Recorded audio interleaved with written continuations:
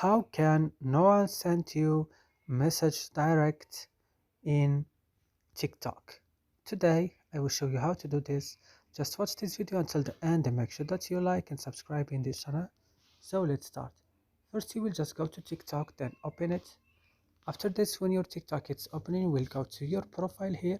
Open your profile, then go to this three line, click on it, then go to settings and privacy, and then guys you will go to privacy here, and then on privacy you will go to direct message and the first thing and change it to no one, and that's it.